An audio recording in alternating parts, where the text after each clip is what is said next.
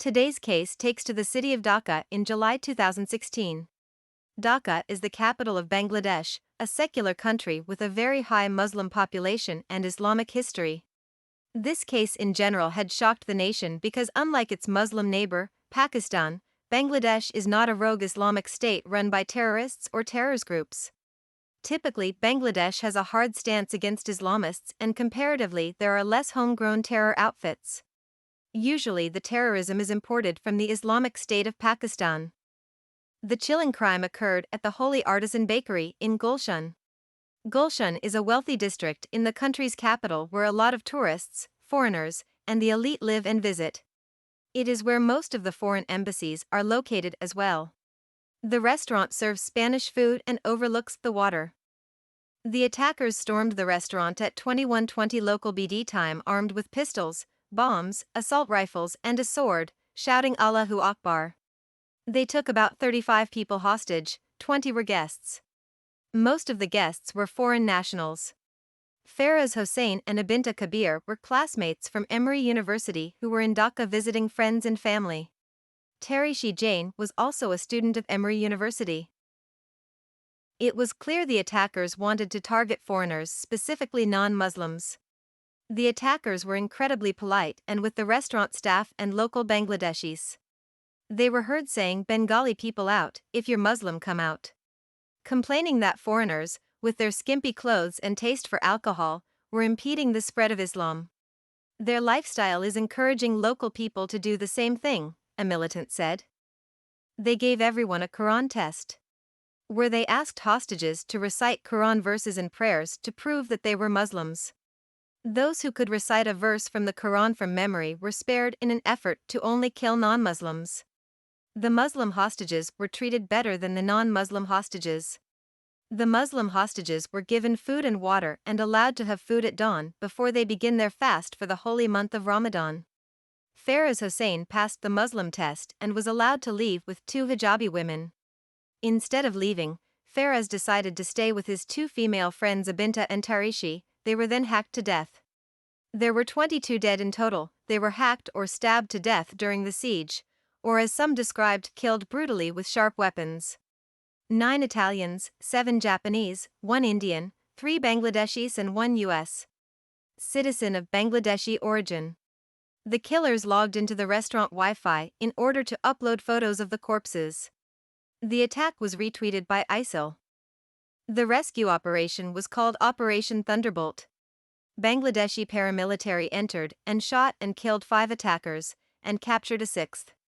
Unfortunately, one of the bakers were mistaken for an attacker and killed. 2 police officers were killed in the shootout.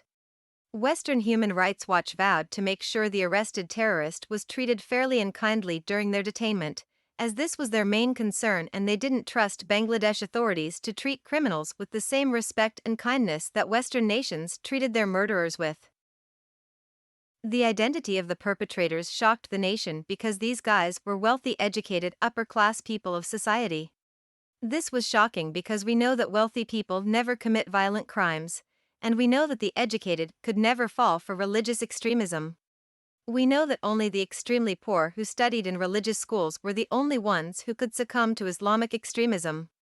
It was truly shocking that young men who came from a privileged background full of resources, access to internet, and educated in Western curricula would never reject a Western way of life and would never discover Islamic terrorism or be attracted to it or meet other middle and upper-class terrorists. The attackers were in their late teens or early 20s. They were identified as Nibras Islam, Rohan Imtiaz, Mir Salma Mubashir, Khairul Islam and Shafiqul Islam. They went by their nicknames Akash, Badhan, Bikash, Don, and Ripon. Because these Bangladeshi names were seen as inferior, ISIS had to refer to them using some Arabic translations of their names: Abu Omar al-Bengali, Abu Salma al-Bengali, Abu Rahim al-Bengali, Abu Muslim al-Bengali and Abu Muharib al-Bengali. Nibras Islam was seen as a fun-loving kid. He attended Monash University in Malaysia and returned because he didn't like it in Monash. His father was a rich big shot with 2 houses in Dhaka. His uncles were government employees in Bangladesh. It was even reported that he was a big fan of Bollywood actress Shraddha Kapoor. As much as ISIS wanted to claim responsibility, they could not take full credit. This was reportedly carried out by Jamaat-ul-Mujahideen Bangladesh, a local Bangladeshi terror group. To the dismay of Western human rights groups, Bangladeshi police did their best to capture and bring justice to those involved in the attack. 3 weeks after the attack, police raided an apartment, killing 9 and arresting 2 terrorists, being aided by vigilante groups in the country.